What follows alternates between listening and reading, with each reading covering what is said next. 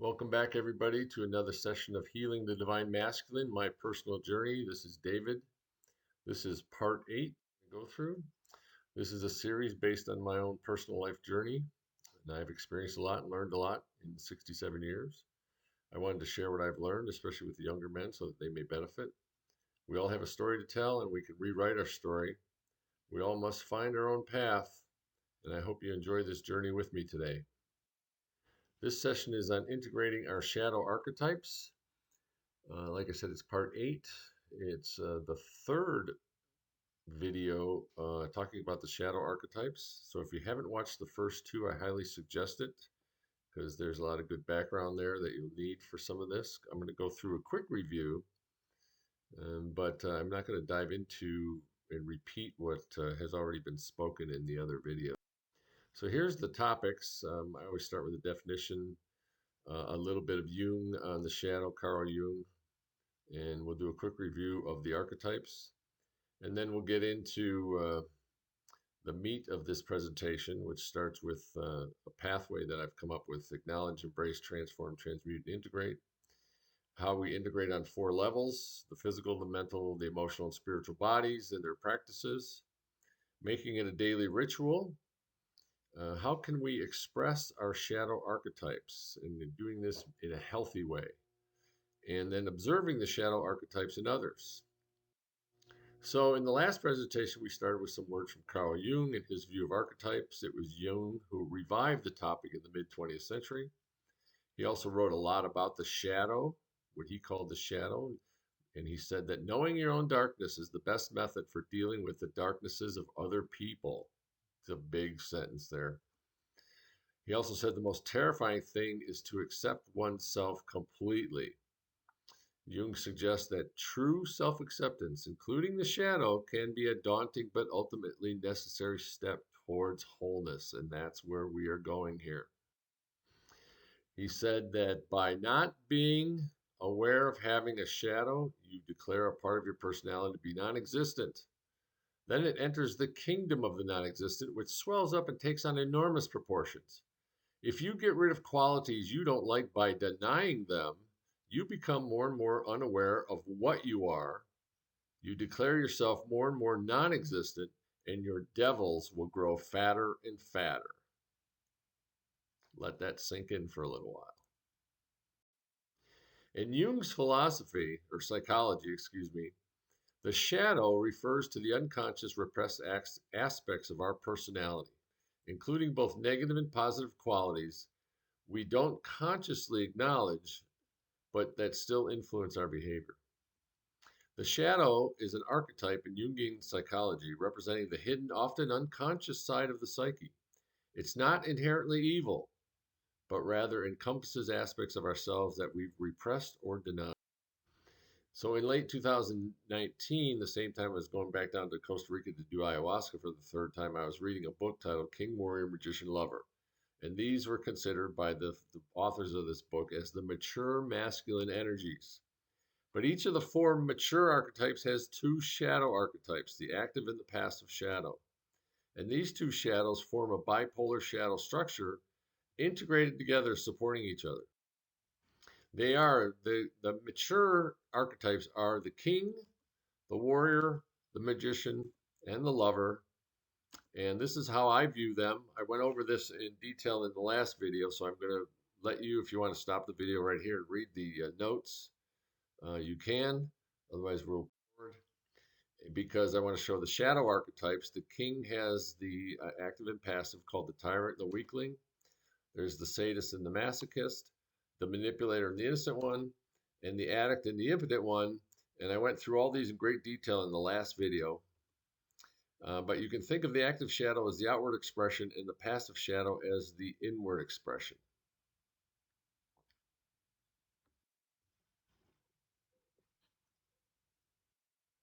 Okay, so now the pathway that I've come up with as I was thinking through this over the last few weeks is acknowledge, embrace, transform, transmute, and integrate. So let's define those terms. Acknowledge, to admit that these dark aspects exist and are a part of all of us. If we do not acknowledge this, then we might as well stop right here.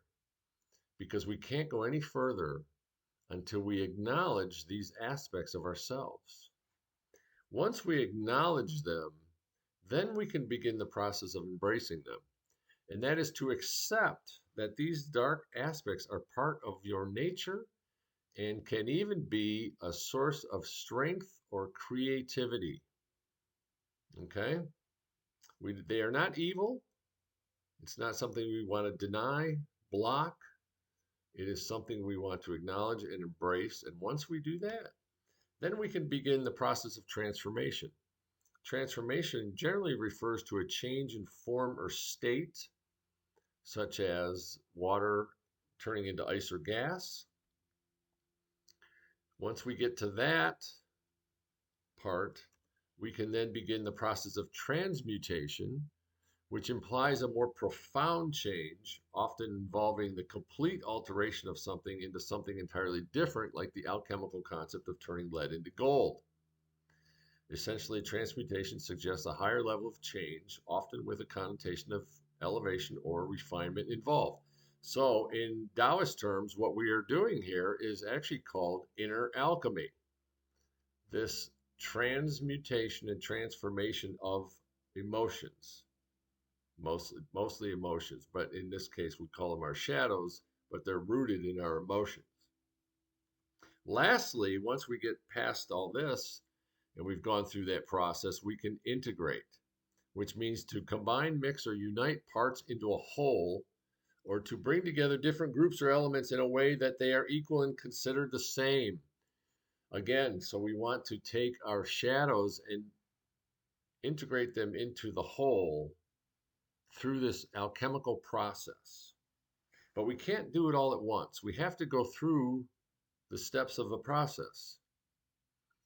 And it's very similar to David Hawkins' map of consciousness, where you cannot move from fear to love in one leap. You have to go through the steps of the different emotions, from fear to anger, through pride to courage, and from courage you can start to take action. This is the same way. We have to acknowledge these things first. And by acknowledging them, then we can choose to embrace them, or we can run away in fear. That would be another path we could take, but we don't want to take that path. That's why we're all here today. We want to embrace them so that then we can begin the transformation and transmutation of them. Hope everybody understands that. Okay, so the way I look at this is we want to integrate on 4 levels, and I always go back to the physical, the mental, emotional, spiritual body. I know that some people will say that there's more. There's the etheric body and the auric body and stuff like that. That's all fine. I like to try to keep it simple for me. And my personal practices are in part an attempt to balance and harmonize these 4 bodies with myself, my little self, and my capital S self, which means my form and my formless, because it's all really one. And I want to harmonize all this from all these different aspects. I always look at things like it's a Rubik's Cube. You're always turning it, looking at it from different perspectives. And so you've got the 4 bodies, you've got all the emotions that are involved, you've got this pathway, and you're continually working with this as you're forming the whole and integrating the whole. So we start with the physical body. The first thing we want to do is move the body. We've become, generally speaking, in this modern society, we're very sedentary, but we need to move the body because we want to move the energy, not let it stagnate or take hold somewhere, especially the emotions. It's like the difference between running water and standing water. Standing water eventually becomes putrid. Our bodies are always trying to cleanse themselves, and movement helps the process. Our bodies are a self-cleansing miracle of creation. So some of the things we want to do, we want to extend, reach, and bend. Okay, we want to rotate. Everything in our body rotates. Your shoulders, your wrists, your elbows, your knees, your hips. The spine rotates in 3 different ways. Okay, We want to rotate things. We want to open up. A lot of us, including myself, sit at a desk 6 or 8 hours a day. So we need to open up. We need to open up the shoulders. We need to open up the hips because we're too sedentary. All right. So for those of you who go to the gym and you're laying on a bench doing butterflies, that's a great way to open up, right? And then we want to squeeze the body. Why? Because squeezing the body moves the energy. It moves the lymph. Okay. It moves the blood. So in yoga, they have a asana called the Marichyasana, the binding position. There's actually like 3 different forms of this, and it really squeezes the midsection of the body, and it's an awesome way to move things. Squats, which I do every day, deep squats. Another one is isometrics. Just stand. It's part of the in qigong they call it iron shirt, and they have tendon Neigong and bone marrow Neigong. And in bone marrow Neigong, they do this form of isometric exercise where you squeeze the whole body to help cleanse the bone marrow. You want to get that deep into the body, all the way down into the bone marrow. So we can get into the fascia, we can get into the blood, we can get into the lymph, but they actually take it all the way down to the bone marrow. All right, and squeeze the bone marrow clean. We want to squeeze the body clean, just like squeezing a dish rag, right? To get all the water out of it. The body loves this. All right, so this is just a list of different ways that the body can move: bending, twisting, rotating, shaking, reaching, squeezing, balancing. Balancing, if you just the whole tree pose in yoga, just balance, especially as we get older. I find balancing to be a very good practice and very necessary. Jumping, jumping and shaking, because the body at the bone level is what they call piezoelectric. So which means that under pressure, the bones will create and set and let off an electrical charge. And you are an electromagnetic machine, actually an electromagnetic chemical machine. So by jumping and shaking, we can cause the body to create an electromagnetic pulse, which is very healing to the body. It moves the energy, right? And by doing all this, we strengthen our legs, we strengthen our core, we strengthen our joints, which is very important as we get older. Okay. The wrist, people who sit at a desk with their carpal tunnel syndrome and their stiff hips and their stiff knees. Um, and then we can also strengthen the tendons. And I mentioned that in Qigong, the iron shirt, one of the aspects of iron shirt is one of the practices is called tendon Neigong, because the tendons are something that we overlook. We focus in our world on the muscles and building the strength in the muscles when we're in the gym, but we don't set the intention on the tendons or the other, what are called the sinews of the body, the cartilage and the fascias. All right. But if you look at some of the animals, like I'm surrounded by deer here in the forest, they have very skinny legs, but yet they can jump so gracefully, high and long jumps. All that strength is not coming from the muscles, it's coming from the tendons. So some of you might want to look into that some more.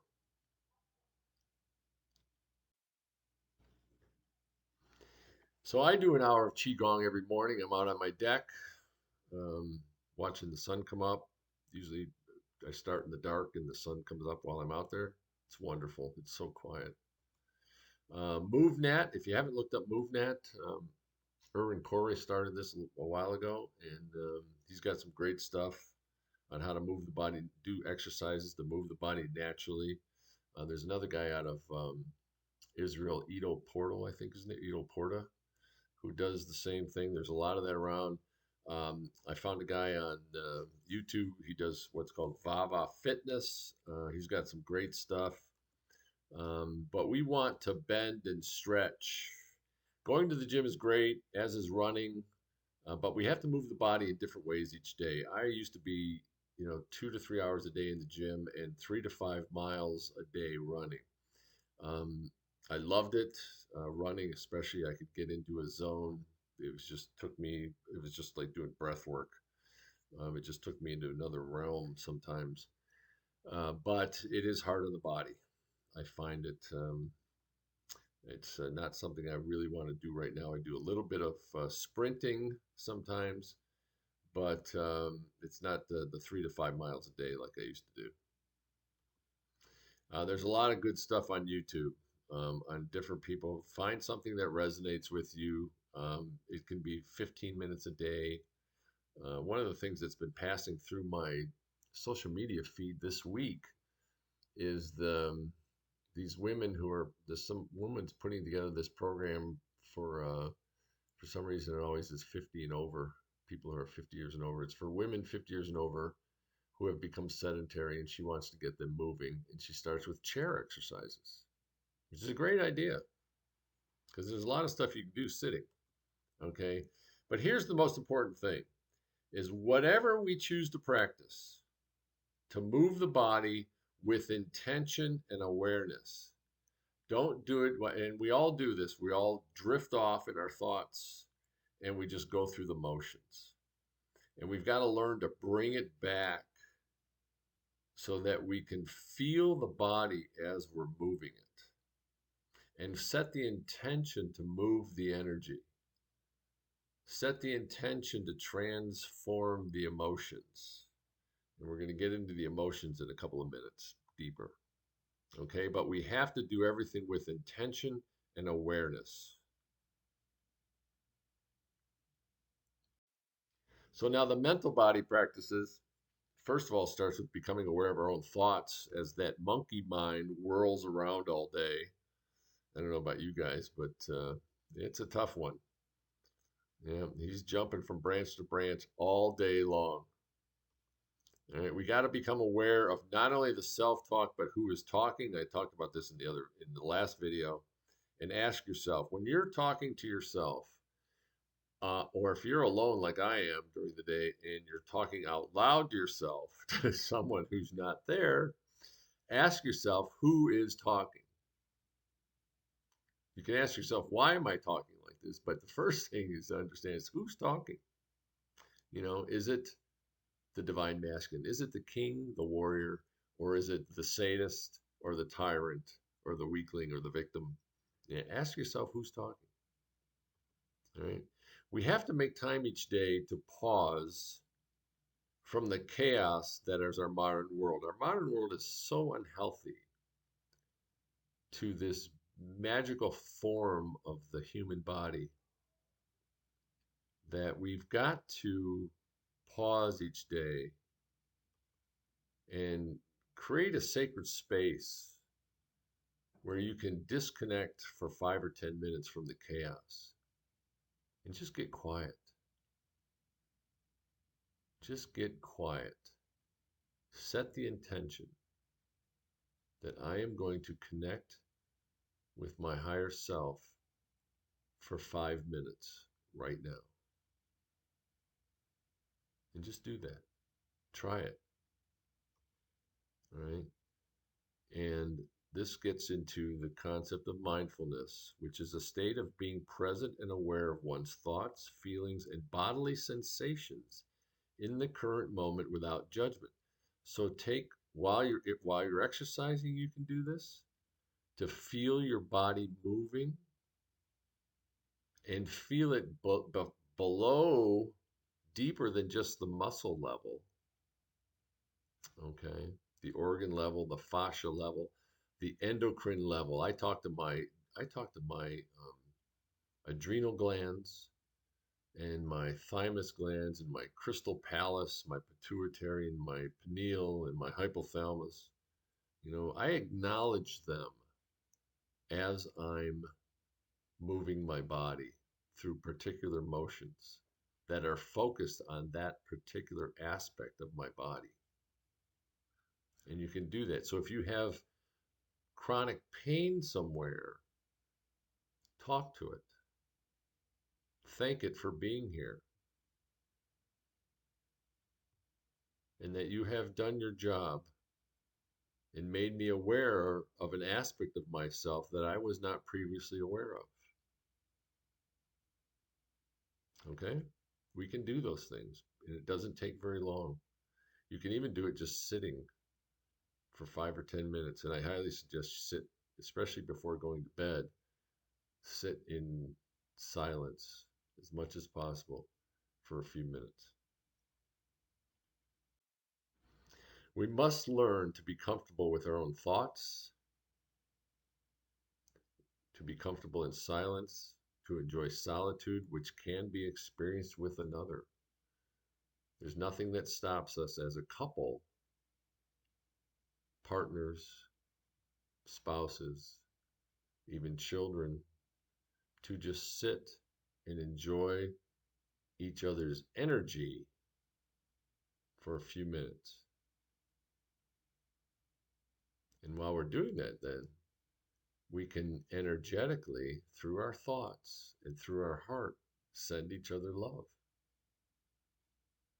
with no words spoken, just through the energy, and we will all feel it. Meditation is great, quieting the mind. Forest bathing. In Japan, they have forest therapy, also known as Shinrin Yoku, is a practice where individuals immerse themselves in nature, particularly forest, to improve their mental and physical well-being.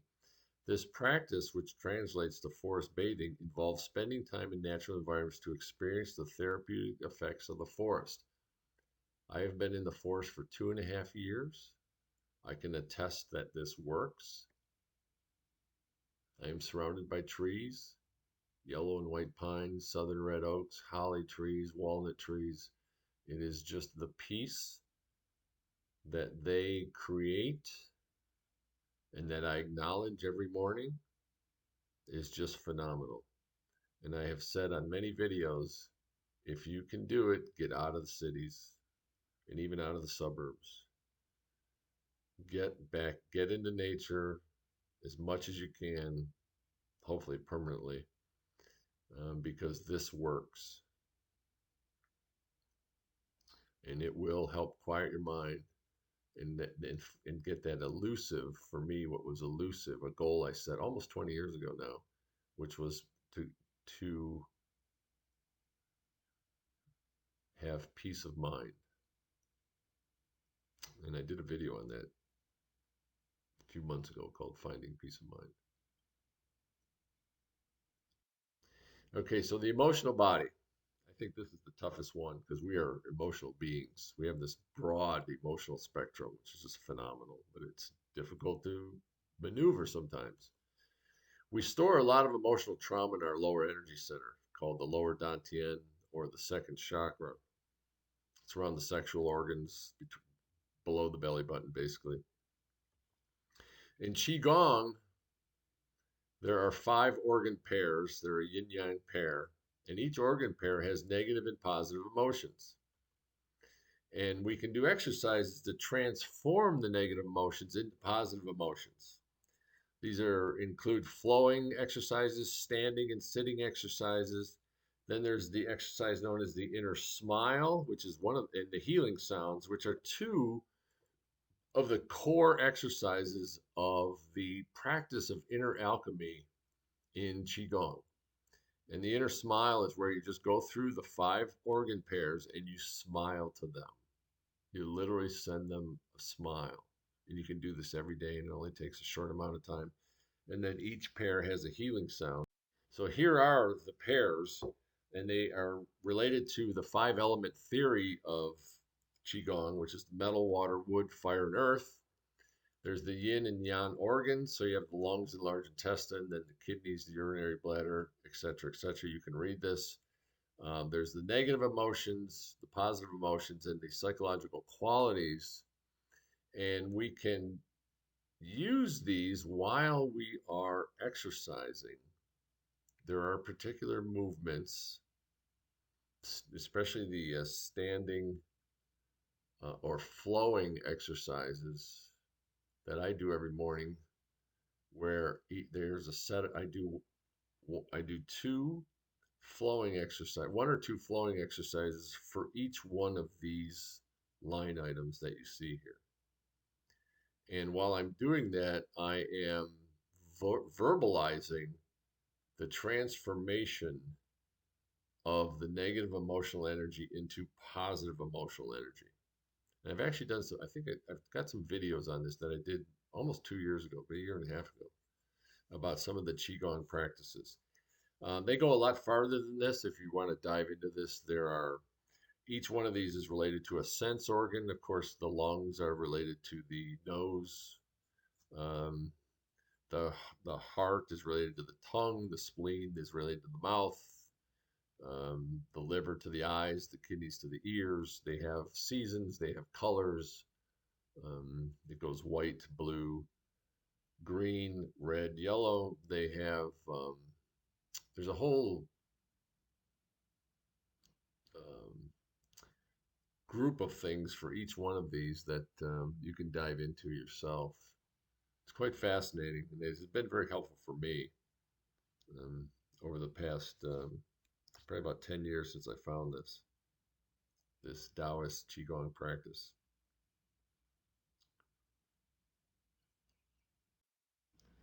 The next is the spiritual body practice. It all starts with gratitude, giving thanks each day, multiple times. I say prayers. For example, when I sit down to eat, which is usually meat and eggs, red meat and eggs, twice a day. And I will say things like, I have my certain mantra that I say, um, bless the cows and chickens that gave themselves for my nourishment. Um, and I'll say, bless this food with universal life force energy so that it may heal, nourish, and strengthen my being. I command that any inorganic compounds be transformed into the organic living light now. And it is so powerful what we can do when we set an intention like that. The transformational ability that we have is phenomenal. But because the veil has been pulled, most of us don't know this. Try it. Just like talk to your food, just like you can talk to the energy in your body, you can talk to your organs, you can talk to anything. All right, and set intentions and send love. Transform it all.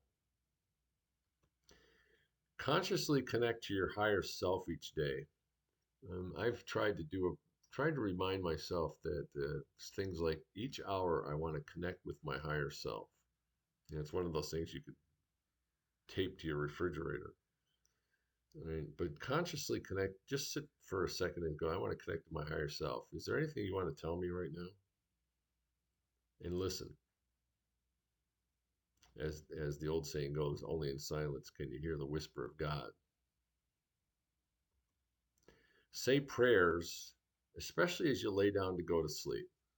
So that's another place to say gratitude for the day.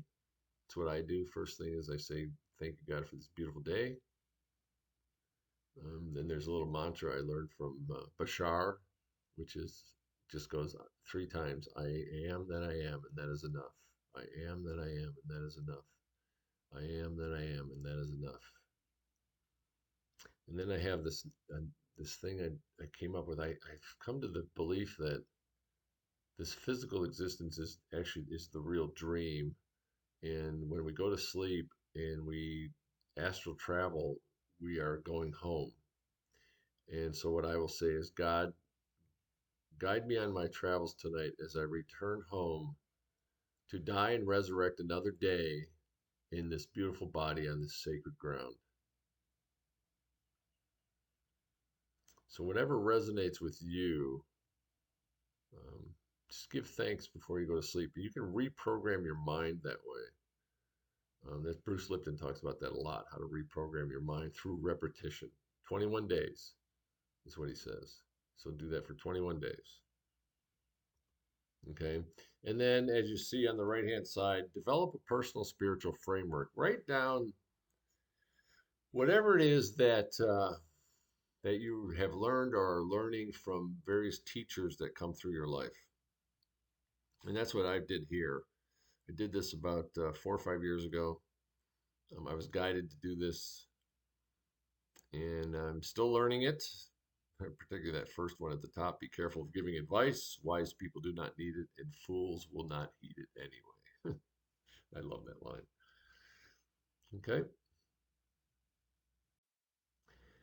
From the Heart. The Heart Math Institute, which I discovered a long time ago, promotes a concept known as heart coherence.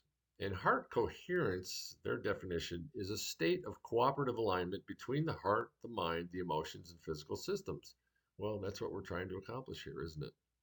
Is alignment, balance, harmony between the heart, the mind, the emotions, and the physical system.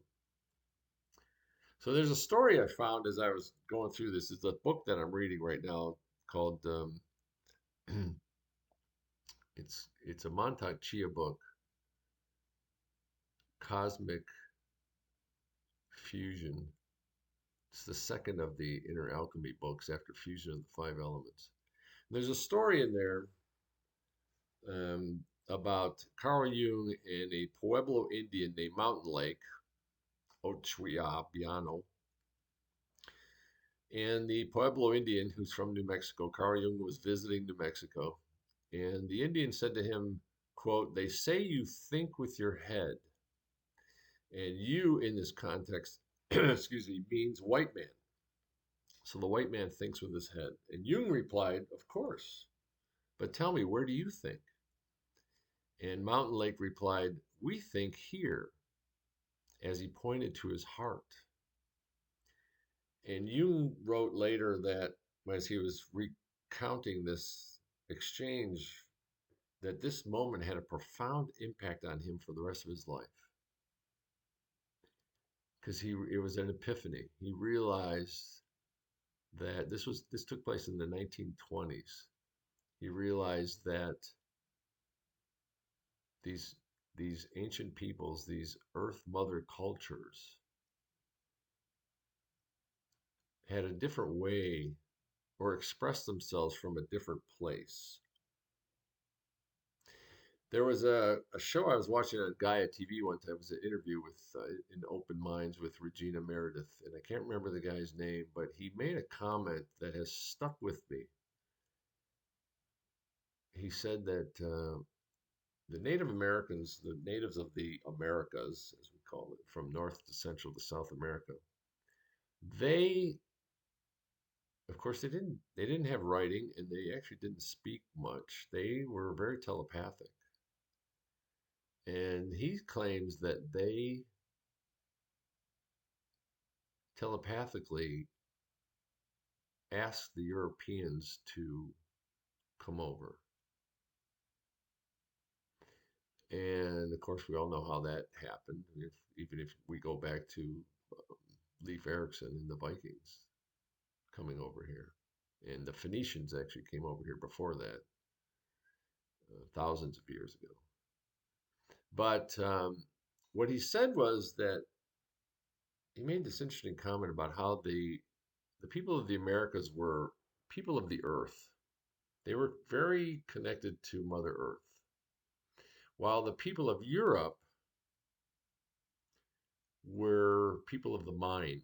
So we get into Rene Descartes' I think, therefore I am, which is very much symbolic of the European evolution of the last couple thousand years, which has been an evolution of the mind, where all of life is from the mind. Right? It's we in our current society, that's all we do, and I'm involved in it every day, is left brain analytical thinking. But if you think about what Jung experienced here, where the Indian Mountain Lake says that he thinks from the heart. What they are doing, in my mind, is they are coming up from the earth. They bring the energy is coming up from the earth. This wisdom of Mother Gaia, this wisdom of Mother Earth is coming up through their feet because they are physically connected and we have sensors in our feet designed to be connected to Mother Earth. They are bringing this up through the body and out through the heart and expressing themselves through the heart. Whereas, if we think about speaking, they're coming from the heart up through the mouth and speaking that in that direction. Whereas the Europeans are coming down from the mind and speaking from the mind, which can mean they are speaking from the ego and not from the heart. It's a very interesting way to look at this. We want to, as we go through this transformational and alchemical process or path, is learn to speak and express ourselves from the heart. And that's why this resonated so much with me. So, some daily rituals that I go through is expressing gratitude at meals, as I've stated. A lot of movement. I do some isometrics as part of the my qigong practice. I do some breath work. I do fire breath while I'm doing qigong. It's part of that. I'm big on humming and singing and whistling, and I'm trying to remember to do some dancing throughout the day. If you have kids or a partner, please do it as a group. Okay. Uh, the inner smile practice I talked about, I would watch some Lee Holden videos, and it's something that you can do in 5 minutes before you go to bed. Okay, is the inner smile. You can even do it with a partner where you're healing each other. And with using the inner smile with the hands, it's like Reiki. It's not touching. You can touch, but you don't have to. You can just use the energy through the palms of your hands um, to go through the body, right? But most of all, take time to slow down. Lee Holden, who's my qigong teacher for the last 10 years, I believe just came out with a book with the title "Slow Down," and that's what we need to do every day is slow down. Slow down the breath, slow down the mind, slow down the speaking, and just slow down and let the body relax, rejuvenate, heal itself because it will heal itself if we allow it to. So, how can we express our shadow archetypes? For some people, journaling works. I've tried it. It's not something I've been able to do consistently. Um, but it can work to express ourselves, to get it out of us, to help with the transformational process. Um, I'm more of a conversational type. I have conversations with myself, with my shadow archetypes. We can ask that, like I said earlier, who's talking? And then we can follow that on with what do you need? And we can tell him that he is safe, heard, seen, loved. We can even picture this as being our little 5-year-old inner self. And one thing I did do a lot of one summer about 10 years ago was mirror work. And I still do that. I still look in the mirror and say things like, I love you, man. I love you, man. You're looking good today. Love you, love you. Yeah, you just tell yourself that you love yourself. But you can also just look yourself in the eye. I actually did this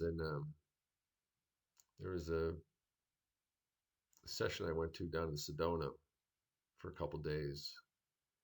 And we did mirror work there too, where you just hold a handheld mirror and look yourself in the eye and just look because the eyes are the window of the soul. Just communicate with yourself, your soul, and ask it, what do you need? And remind it. I've been doing that every morning these days, is reminding myself that I am safe. I'm grounded. Do this every day. Talk to this part of yourself. Acknowledge it. That's how it will become creative and a source of strength, is if you acknowledge it. If you repress it or deny it, that's when it will turn on you, just as anything in life will. You understand?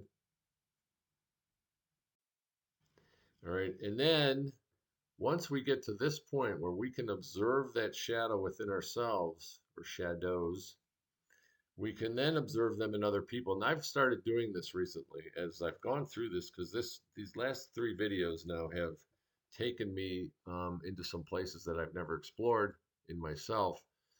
Um, and one of them is as I've become more and more aware and integrated with my own shadows, I'm recognizing them in others. And this has begun to improve my relationships with some other people. I noticed it again yesterday. It's very interesting. Yep. And as we observe, as we become the observer of this in ourselves and then in others, we can choose how we respond, such as with empathy and understanding, because now we know where these other people are talking from. And if this is with our partner, we can draw from our divine masculine and respond with both empathy and courage to lead us through that moment where the shadow is being expressed. And we'll talk about that some more in upcoming videos. But it also goes back to the video a couple videos ago where I talked about what does it mean to be the divine masculine, to be the banks of the river. Okay, as the emotions flow, we have to be that grounding force. And that's what I'm referring to here again. Is we need to come from our divine masculine, our king and our warrior, and not only be empathetic, but also we need to lead ourselves and our partners through that moment. We're not going to try to solve the problem. All right. We're not going to even deal with it as a problem. Right. We're going to deal with it with love and courage and allow it to flow. Everything wants to flow.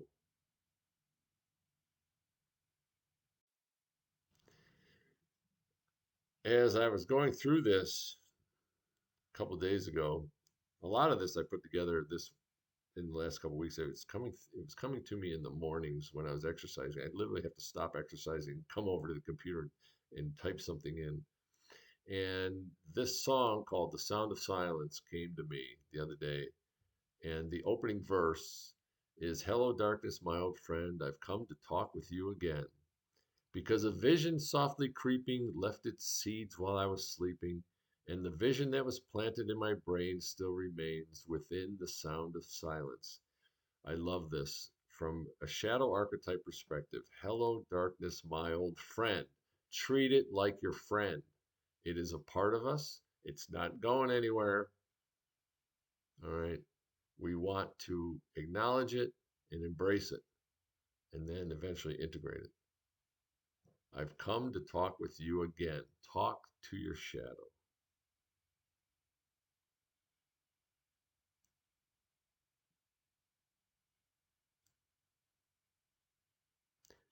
Talk to it within the sound of silence. Silence is so powerful.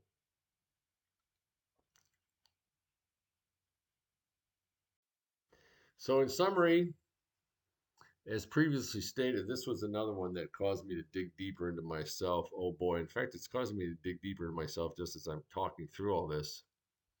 The information I shared really resonated with many of my own personal experiences, and I hope that something resonated with you and that you were able to get some insight into your own life experiences. So, this is the end. I hope you enjoyed the presentation. I know it was a lot in a short time. I wanted to share this important segment of the journey with you. The next one will be in a week or three. I don't know. We'll see how it goes. But I think I'm going to do Being a Nice Guy. We'll do some review of Robert Glover's work in No More Mr. Nice Guy and G.S. Youngblood's The Masculine Relationship. Those two books really resonated with me, and I think I'll do a little bit on those. It'd be a good review for myself too. Meanwhile, enjoy each and every day and smile to yourself. Thank you.